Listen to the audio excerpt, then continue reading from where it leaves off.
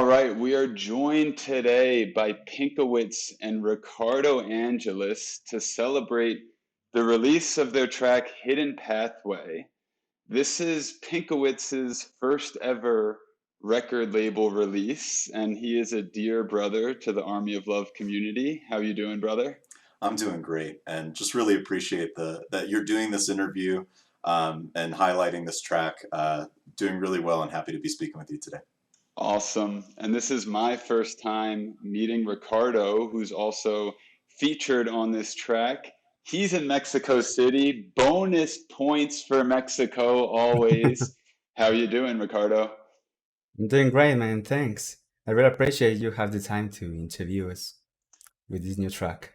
Yeah, it goes both ways. It's a pleasure and a dream of mine to support artists. And I have this concept of homies on the come up, which is in reference to new and upcoming artists. And I really want to support you guys in the best way that I can and really connect you Thank you. with the world, but also other homies on the come up who aren't in a similar frequency. So here we Yeah. are. We're celebrating Hidden Pathway. The track is lovely. It comes out on Sound Avenue's Correlation Volume 5 compilation, which is released That's right. on April 11th. So I really love this track. To be honest, when I listen to music that a friend has created, I have much softer ears. But this one has passed all the tests. I've been dancing in public to it. That's when you know it's good. Why don't you tell us, and Andrew, we'll start with you. You mentioned when we opened up this podcast on this software here that this is your first time seeing Ricardo's face. Yeah, How did you guys connect? How did this come to be? sure. So it really all started with the Spencer Brown Discord.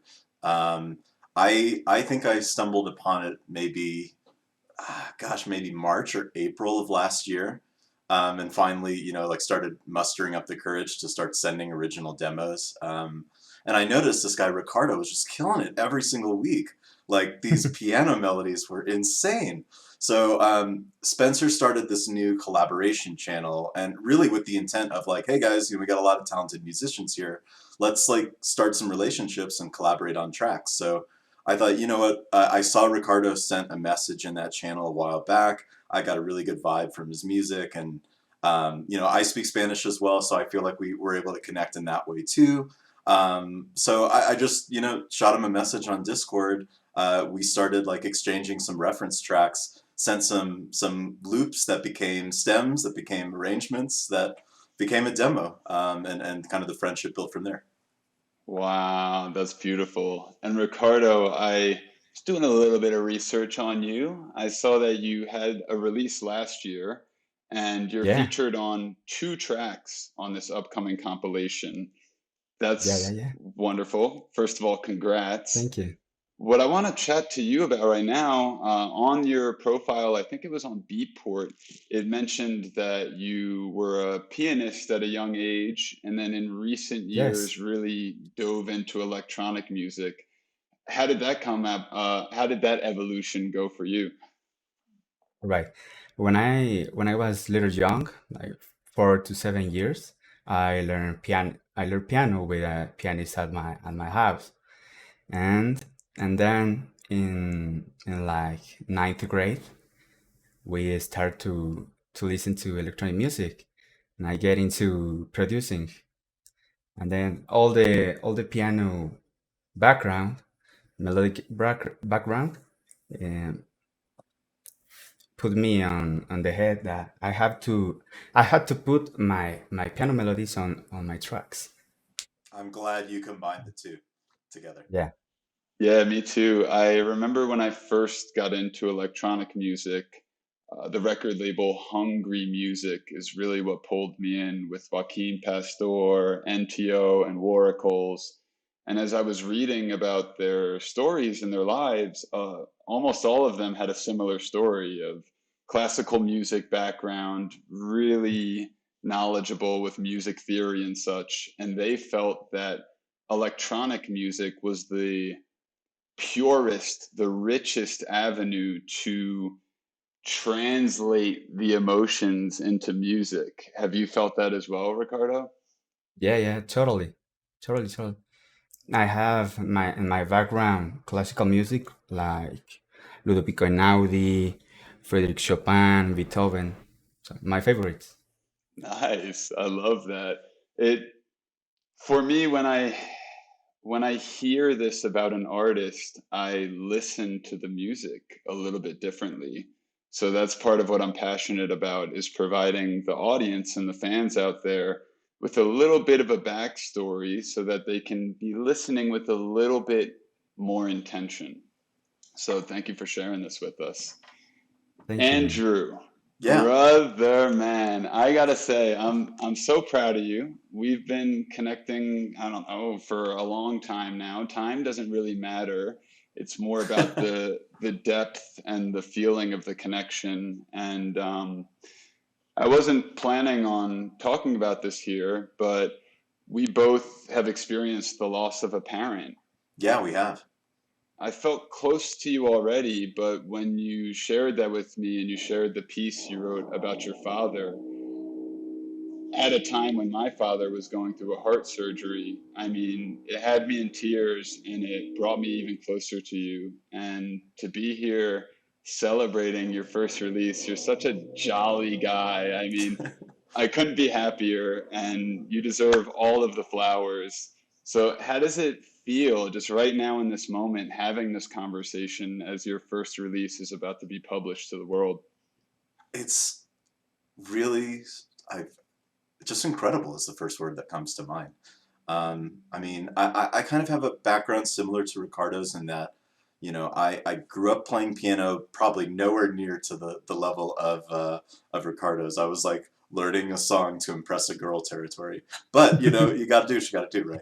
Um, but in that, like, I just started rote practicing and hearing all the beginnings of chords and octaves and melodies. I'm like, I really wish I could make something like this. But grew up listening to electronic music all the time and never really found a way to integrate that. I remember I feel very similar to Ian's story or Dummy Splash, who you interviewed recently, in that we both spent our 20s very largely like career oriented, but even while I was doing the consulting stuff and traveling across the country, I downloaded the entire Anjuna Deep compilations and was listening it across the whole flights. I mean, in some of the most stressful times, it's like that music, as you've called it before, is medicine, and it's always been a part of my life. And it was only recently, like maybe 5 years ago, I started DJing. I'm like, oh, I love listening to it. Maybe I should start DJing. And I loved the blending of the two tracks together and creating something that's net new and also an expression of me using works that I love, but always wish, damn, I really wish I could create something like that. And it was my friend Ali who had he was the best man at my wedding and just good friend since high school and the person who like will say things how it is and you need those kind of people in your life. He was like, dude, when are you gonna start making your own shit? And like for maybe my whole life, it just seemed impossible until maybe that conversation. And then, right after I got married in February 2020, quarantine started, the world shut down. So got very lucky there. And just really put the nose to the grindstone with learning as much as I could about music and making project after project. But I don't know, I just had this nagging feeling that I wasn't a musician yet, or I didn't Mm. quite deserve to be here. And I think having this moment, I'm really grateful to Ricardo with this too. Having this milestone to celebrate is really affirming and it gets me energized about the future. I just am very excited about what's to come and can think of myself as a professional. Man, shout out to Ali and all the other Alis out there. It's these characters that oftentimes help us see our own potential in a reflection as we start to Yeah, gain that confidence in ourselves, whether you're an artist or just a human being. It really expands across the whole spectrum. We'll it sure get a does. little deeper into that. Ricardo, I'm interested. Obviously, you were playing the piano as soon as you were born. When did you dive into electronic music? Well, from a producer standpoint? I started producing with a producer challenge on Spinning Records for soundtrack of some remix contest from Oliver Heldens. And yeah, I started to one track to impress a girl too. Nice. Love is a great motivator, isn't it? Yeah. Yes. Now I need to write the most amazing song for my wife. It's gonna happen. Caroline, it's coming. Yeah, yeah. And how long ago was that, Ricardo? I've been 8 years producing music. Wow. Yeah. I graduated the last year from systems engineering. So now I have full time to make music. And that's the reason I got into the Spencer Brown community. Beautiful. Yeah, you guys are not the first people that have mentioned the Spencer Brown Discord. So I just want to take a moment to express my gratitude and invite anyone out there who's listening, whether you're an up and coming artist or just a fan, to check out Spencer Brown's Discord. We'll leave a link to it in the notes here, but obviously there's magical connections and creations being birthed from this Discord server, and I absolutely love that. It really has been serving as a central hub, and yeah, I can't say enough positive things about that community. It's amazing. Do you think this would have happened without the pandemic? No, I think it was a facilitator. I'm not sure we would have both been in the places in our lives to like meet at that central moment of developing our respective careers. What do you think, Ricardo? Yeah, yeah, yeah. Totally. I agree that. A little silver lining in a worldwide pandemic. A lot of beautiful things emerge from the perceived darkness. I know I was traveling all over the place for work, and then everything shut down, and I finally like didn't have the excuse of not having enough time. So I was like, okay, let's put a let's put the action to it, you know.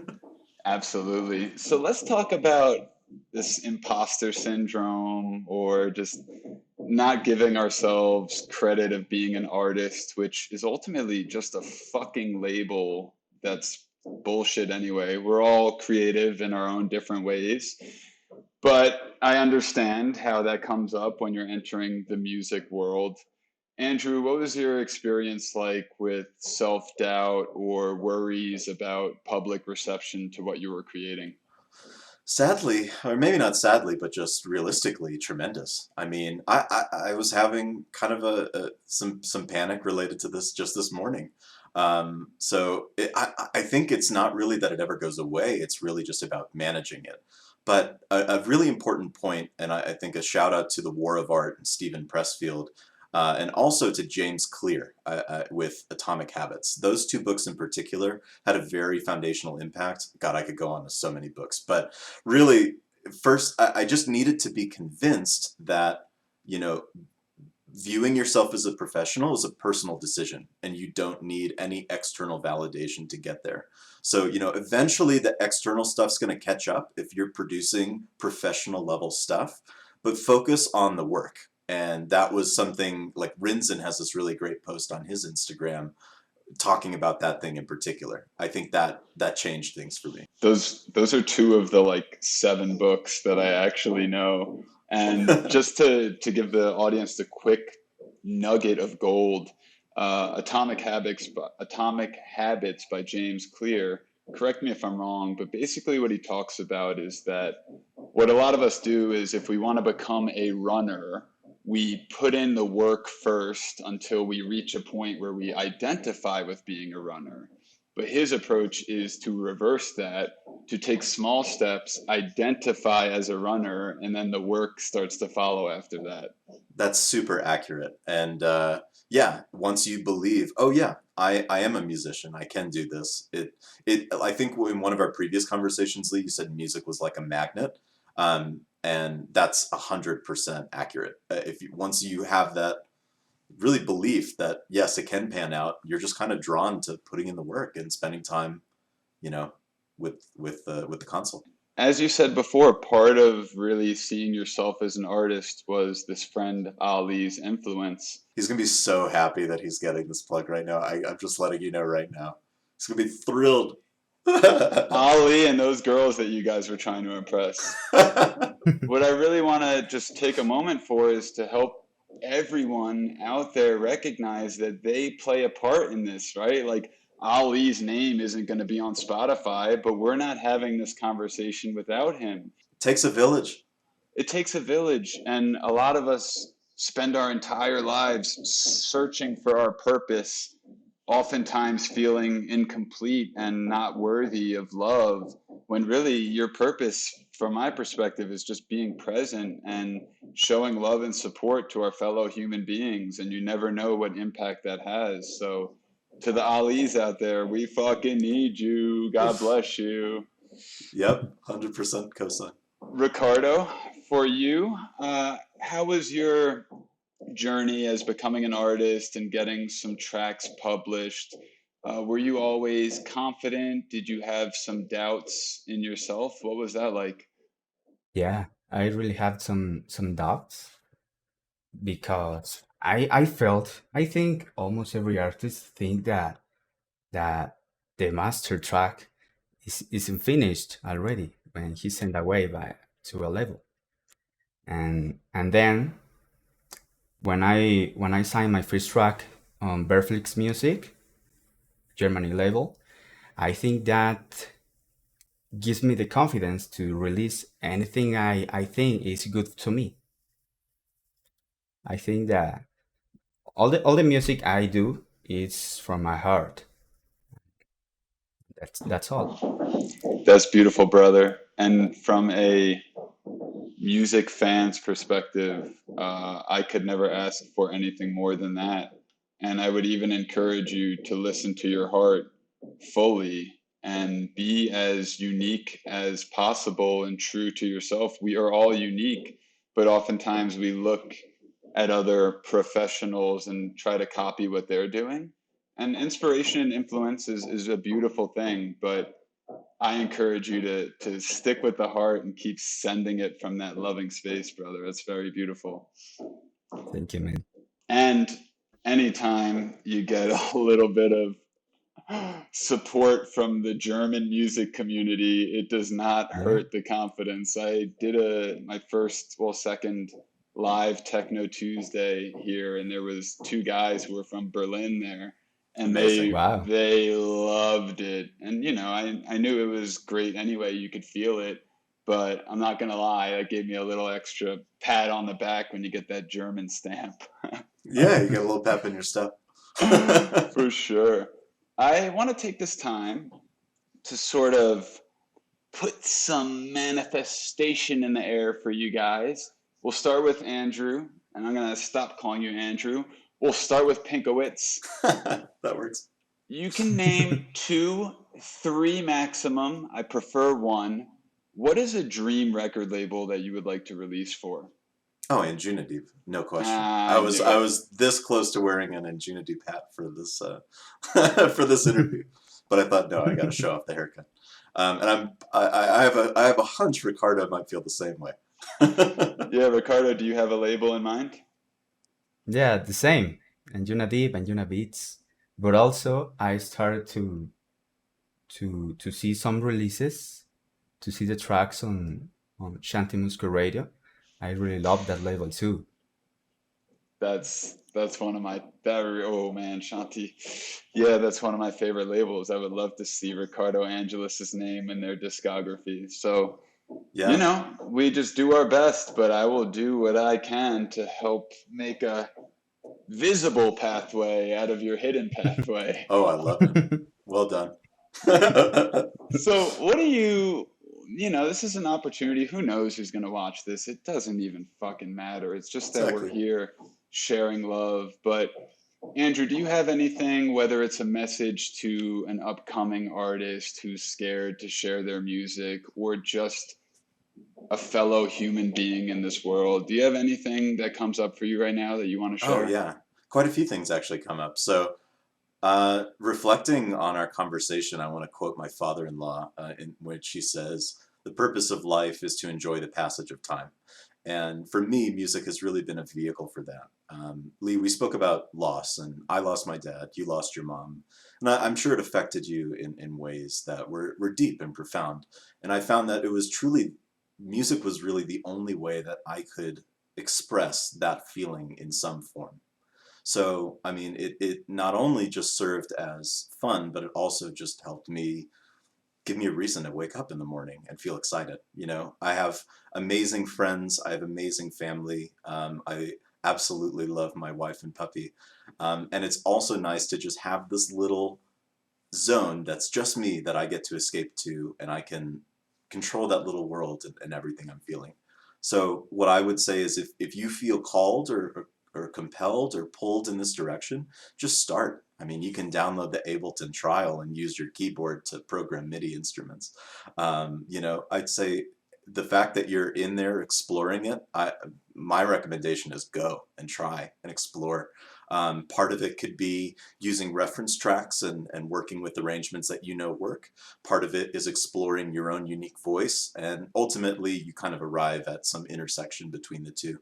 But you know, we're all a product of our experiences, so I'd say honor those and chart your own path. Um, I think the other thing I wanted to say is it's never too late to start. Um, I'd say just if you have that feeling, go for it. Um, the insecurity never really goes away. It's only managed, and it's a part of the human condition. And that's you have to ignore, as Brene Brown will call the stage mother, whenever it's criticizing your works. And you know, find this is the other thing is to really find. Sorry, I mean, I'm going on and on and on. Find people you trust. You know, respected DJ friends and producer friends who you know aren't going to give you like the oh, this is great, dude, even if they don't fully think it's great. Like, you need to find folks who can find the good and also find the things that could be made better because it's ultimately the work with the coaches, with the producer friends, that's what gets you to that level of, okay, I found my sound, I'm getting stuff out there into the world. So I hope that, okay, last thing I promise, and then we'll go to No, Ricardo. you could keep them coming, brother, all day. I want to give a shout out to my dad in that that note that I shared with you, and so this is something that's out there if you're interested. When my dad passed away, we weren't able to have a funeral, and it just felt like I never really had closure. So you know, it kind of acted as my eulogy. And just kind of putting something out there to memorialize him and the impact he had. He would always talk about this one phrase that's diamonds in your own backyard. And when I do make an album, I'm going to title it that. It effectively means, you know, you could be searching far and wide for something, but the exact thing that you're looking for could be right in front of you, quite literally in your own backyard, as if diamonds were buried there. So that's become a life philosophy. Man, I have to tell you, it was a snowy, rainy day when I was home in December. My dad was in the hospital. You had sent me this piece that you wrote, and I waited till I had the right space to read it. And truth be told, I rolled up a spliff and I went outside in the snow. And I was reading it, and I got to the part about diamonds in your own backyard. And I was already crying, but now it was full force because it's very relatable to my father and I's relationship, and that he always talked about dreaming of moving to Barcelona and traveling the world and this and that. And as he got remarried and found love with my beautiful stepmother, shout out to Marie, I love you so much. He would say to me, he said, "You know what?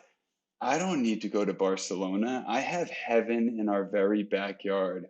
Look at these birds, look at the grass, everything." And it was really this life lesson that a lot of us can spend time seeking for love and beauty in places so far away. But the reality is, it's right here if you're tuned in and really present and paying attention. So it's such a beautiful message to pass down. And ultimately, I always reference Ram Dass's quote that we're all walking each other home and we're just sharing different stories that have touched us in different ways, and to pass along your father's wisdom to me and to whoever's hearing this. It really fills my heart to even be a part of a conduit of that expansion. So Thanks, thank you man. so That really much. means a lot, and it's hard to describe. I think after he passed, I almost felt like this obligation, like this duty. Not obligation. Duty is a better word. And in the positive sense of like, oh, I'm now the torchbearer of my family for this part, and it's a beautiful thing to recognize that responsibility and do your best to honor it. Well, you're doing a damn good job, brother. Thanks, man. Ricardo, no pressure following up the tear jerker. Feel free to bring in some Mexican lightness if that's what's right. But yeah, I mean, what do you, and no pressure here, but is there anything that you would like to share to other artists who are maybe just starting their career or just Yeah, in general to anyone out there, something that you're feeling right now? yeah, sure. I had a conversation earlier, I think the last year with some Mexican entrepreneurs, I think, of some kind of robotics and immersive VR and all of that stuff. I think that they give me that consejos. I don't know how to say Advice. advice, some advices like you have to have a you have to enter in a community and learn by all of that people. I think all of that helps me a lot to grow up as in my musical career. I started in the Jorge Navas Discord, and that has helped me a lot. I think I started in that Discord the last year, November, and all of that people is Mexican, and you can they can teach you a lot. Absolutely. Not to shit on the United States, but something I always explain to people when I talk about my love for Mexico is that where I grew up in the Northeast in New Jersey, it feels very competitive within the society. And when I came to Mexico, it felt so cooperative, such a community vibe here from the simplest things, the way that people look and make eye contact and smile on the streets to, my bike has a flat tire and six Mexicans come over to help me. I mean, I couldn't believe it. So I said, I'm never fucking leaving. It's really nice to hear you mention that these communities have helped you along your way because clearly we all feel the same. And quite frankly, I've dedicated my life to honor the power of community in creating this project of the Army of Love. The whole point is to create a space where people can truly show up as themselves. And in that vibration, we will find other humans that we truly connect with. And everyone has their own experience with community and life. But for me, I didn't get to love myself until I had the love from other people. And it was the love of them seeing the real me. It can sometimes help. They can help guide you to that point that was right in front of you all along. Um, and if I could just add on to what Ricardo was saying, there are a few communities for me too that have been absolutely pivotal. I work with Enamor on his Patreon protege thing where I'm able to send him some demos for text feedback, and there's a weekly stream, or excuse me, a monthly stream and live, feedback and recommendations are provided. That's been absolutely essential, both from getting better with production and from understanding it from an industry perspective. So deep thank you and shout out to Enamor and that community. Bound to Divide and Sakura, I just wanted to give a shout out for them as well. They've been incredibly supportive in the demo streams along the way. So yeah, just wanted to give them a plug too. All the plugs. I'm a plug machine. I don't force it, but I want to shout out as many people, organizations, communities, authors, books as authentically possible. Fellas, this has been a treat. I really enjoyed this chat. Ricardo, next time I'm in Mexico City, I'm gonna get your information. We'll Right. hang out, get some food, and maybe play with some music. Yeah, Pinkowitz, I sure. don't know. I don't know when I'm gonna be in Denver. I hope that you're here. Maybe you can join Ricardo and I Oh yeah. Yeah. in the land of community. I think it's gonna happen. I'm overdue for some good al pastor. Oh yeah, I think it's my wife and I are overdue a trip. And I did want to just end with that one last note too, is a sincere thank you to my wife for helping me believe that it was all possible and being there every step of the way. Brother, you're gonna make me cry again. This guy. Thanks, Caroline. Thank you, Carolyn. Thank you, Ali. Caroline. Yep. Caroline, thank you so much. Thank you, Ali. Thank you to those beautiful women that you guys were trying to impress that maybe inspired you to create something. And April 11th, we're going to celebrate. Is that a Monday? It is a Monday. Yeah. Yeah. It's going to be the most lit Monday my whole life. Yeah, it is, brother. For now. But For now, so far. we take it one step at a time. Ricardo, muchas gracias, amigo. Gracias a ti. Pinkowitz, thank you, motherfucker. Guys, Thanks, brother. Appreciate it. really, not only thank you for being here and being a part of this Homies on the Come Up series and sharing your energy and your stories, but thank you for the music. I was telling Pinkowitz a few weeks ago that when I play music, it sets a vibrational field in this room that I then swim through.